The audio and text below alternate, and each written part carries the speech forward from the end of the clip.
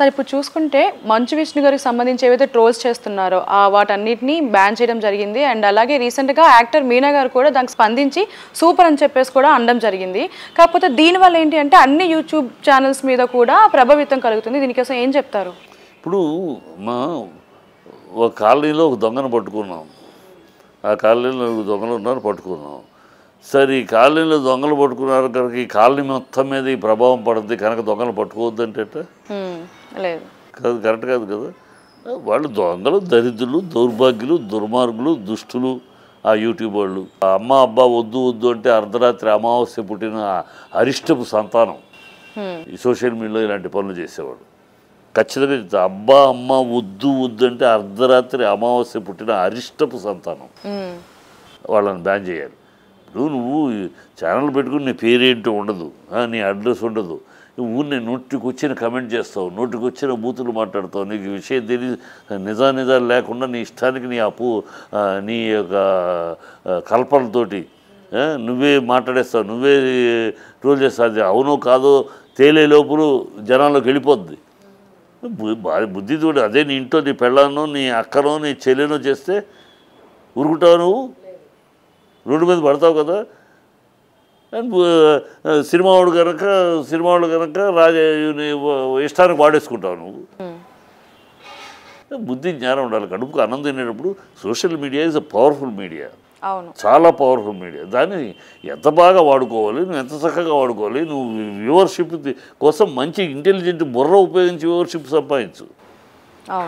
అంతేకాని ఈ చెత్త ట్రోలింగ్లు చేసి ఆధారాలు లేని నువ్వు ఆధారం చేసి ఉన్న ఒక విషయం మాట్లాడు, ఓకే సార్ మేము మీడియా ఆధారాలు ఉన్నాయి, ఇదిగోండి ఆధారాలతో మేము కమెంట్ చేస్తున్నాం అని యూ గాట్ ఎవరీ రైట్.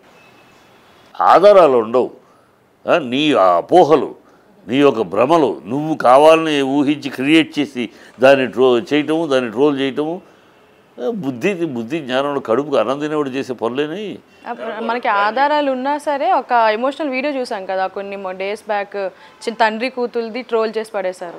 తండ్రి కూతురుది బుద్ధి కడుపుకు అన్నం తిన్నాడు.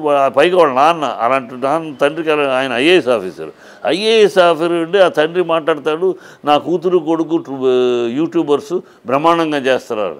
ఇదే బ్రహ్మాండం. ఆయన అలా ఐఏఎస్ ఆఫీసర్ తండ్రి అలా మాట్లాడతారు. ఇంకా అలాంటి కొడుకులు ఆయన కడుపులు పుట్టిన బిడ్డలు ఇలా కాకే ఉంటారు, ఇలాగే తయారు.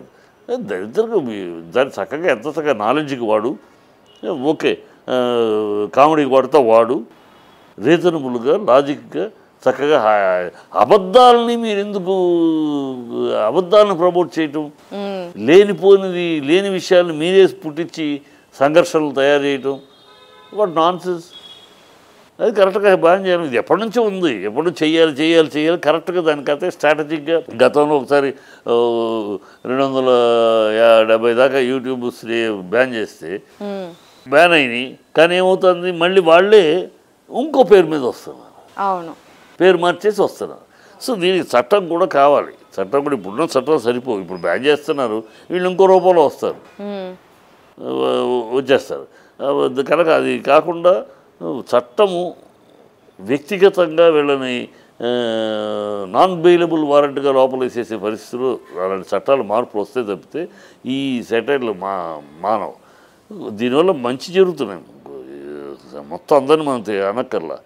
దీన్ని శుభ్రంగా వాడుకుని ఒక ఇన్ఫర్మేటివ్గా చక్కగా వాడుకుని ప్రజలకి తెలియజెప్పాల్సిన విషయాలు తెలియజెప్పడం, దాని మీద కమెంట్లు చేయటం చేస్తున్నారు, తప్పులేదు. సజావుగా ఉండే సజావైన మాటలు. అబద్ధాలను మీరు చేయొద్దన్నాను.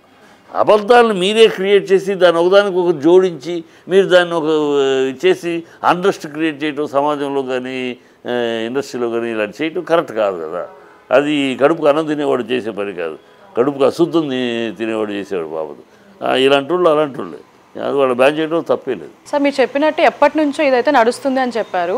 కాకపోతే పర్టికులర్గా ఇప్పుడు స్ట్రైక్ వేయడం ఎట్లా చూడొచ్చు? లైక్ మంచు విష్ణు గారు ఏమైనా ఇనిషియేట్ తీసుకున్నారా దీనికోసం? ప్రెసిడెంట్గా ఆయన అందరూ ఇప్పుడు బ్రహ్మానందం గారు ఎంతో బాధపడ్డారు.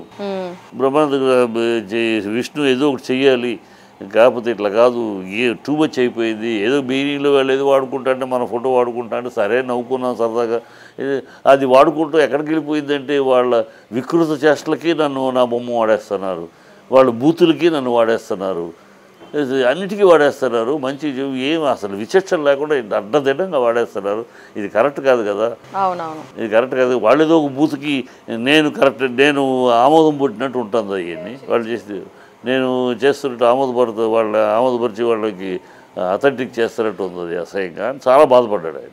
కనుక ఇలా సీనియర్స్ చాలామంది అనవసరంగా వాళ్ళ జీవితాల్లో తొంగి చూడటం, వాళ్ళకి లేనిది వాళ్ళకి ఏదో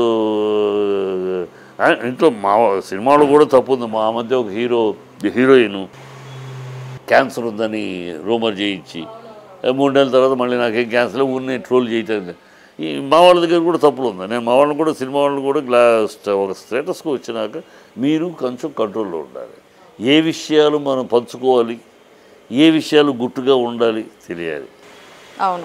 అమ్మాయి 3వ పెళ్ళి, ఏవి అమ్మాయి వాటితోటి అక్కడ కలిసి ఇవన్నీ మనం ఎందుకు చెప్పాలి? మనం చెప్పుకుంటే కదా వాడికి దొరుకుతుంది. మనం చెప్పకుండా మన అవకాశం ఈ గుట్టుగా ఉండాలి. ఆర్టిస్ట్ అనేవాళ్ళమ్మ, సినిమా వాళ్ళు అనేవాళ్ళు గ్లామర్. సినిమా వాళ్ళకి ఏంటి, 1-2 సినిమాలు చేసిన వాడు రోడ్డు మీదకి వస్తే జనాలు గుర్తుపెట్టి సంతకాలు సెల్ఫీకి వస్తారు. అంబానీ రోడ్డు మీదకి వచ్చినా ఎవడు గుర్తుపడ్డు. కొన్ని కోట్ల ఐశ్వర్యుడు అంబానీ మామూలుగా వచ్చాడు అనుకో, ఎవరు గుర్తుపడరు. అంబానీ అంటే అంబానీ అప్పుడు చూస్తారు. అదే 2 సినిమాలు చేసిన వాడు రోడ్డు మీదకి వస్తే గుమ్మి గుడిపోతారు. సెలబ్రిటీ. అది సినిమా వాడికి ఉన్న పూర్వజన్మ సుకృతం. సుకృతం వల్లే వాళ్ళకి ఆ అట్రాక్షను జనాల్లో ఇది ఉంటుంది. దాన్ని మనము గౌరవంగా చూసుకోవాలి, గౌరవంగా కాపాడుకోవాలి. మన దేవుడిచ్చిన ఈ అదృష్టాన్ని గౌరవంగా వాడు గతంలో అలాగే చేసుకునేవారు. గతంలో హీరోలు కానీ ఈ గత 10 ఏళ్ళు వదిలేస్తే అంతకుముందు హీరోలు కానీ ఎక్కడో ఒకటి ఎలా తప్పితే వాళ్ళ విషయాలు బయటకు వచ్చాయి. వాళ్ళ పర్సనల్ లైఫే. షూటింగ్ తర్వాత వాళ్ళు ఇళ్లలో ఎక్కడ ఉంటారు, ఎక్కడికి పోతారు, ఎవరికి తెలియదు. అది బయటికి రావు. వాళ్ళు అంత కేవలం అంటే ఎందుకు రానివ్వరు అంటే ఆడియన్స్ దృష్టిలో మీరు ఏదో అపురూప శక్తి, మామూలు మనుషులు కాదు, మీరు ఒక ప్రత్యేకమైన మనుషులు అన్న ఫీలింగ్. అందువల్ల మీరు స్టార్స్. వాళ్ళకి ఆ ఫీలింగ్ లేకపోతే మీరే ఉంది, మీరు ఒకటి నేను ఒకటే, ఫ్యాన్స్ కూడా ఉండరు కదా. వాళ్ళకి మీరేదో పైనుంచి దిగి వచ్చిన వాళ్ళలాగా మిమ్మల్ని ఒక అపురూప శక్తులాగా, అపురూప దీనిలాగా హీరోయిన్ కళలు రాని వాడు వెళ్ళి పడుకుంటే ఆ హీరోయిన్ తలుచుకుంటూ అలా ఉంటే కదా నువ్వు అలా హీరోయిన్లాగా వాళ్ళకి కనపడాలి. అంతే. మిగతా నీ పర్సనల్ విషయం నువ్వు బయటపడింది అనుకో ఏముంటుంది, వాల్యూ పోతుంది. అందుకని కాపాడుకోవాలి, పర్సనల్ లైఫ్ని దూరంగా పెట్టుకోవాలి. మనాళ్ళు కూడా చేస్తుంటామని నేను చాలాసార్లు చెప్పాను. మనాళ్ళు కూడా పంచుకునేది మీడియాతోటి ఏ విషయం పంచుకోవాలి, ఏ విషయం అది మన దగ్గర కూడా ఉండాలి. మనం అవకాశం ఇచ్చేసేసి వాడు రాస్తున్నాడు, ట్రోల్ చేస్తున్నాడు అంటే చేయడు. ఎందుకు చేస్తాడు? వాడికి అదే పని. కనుక అది ఉంది ఉభయతర. కానీ ఇది టూ మచ్ అయిపోయింది. ఎవడో పేరు ఊరు ఉండదు. వాడు ఎవడో కూడా కాంటాక్ట్ చేసి ఏం తెలిసి రాసావని అడుగుదామంటే కూడా ఈవాడు ఎవడో మనకు తెలియదు. అది వాడు ఇష్టం వచ్చాడు రాసేస్తాడు. ఇష్టం వచ్చాడు బూతులు రాసేస్తాడు. వీడి దగ్గరుండి చూసినట్టు చిల్లర నా కొడుకులు వాళ్ళు ఇలాంటి వాళ్ళంతా బ్యాన్ చేయడం తప్పే లేదు. ఇంకా చెయ్యాలి.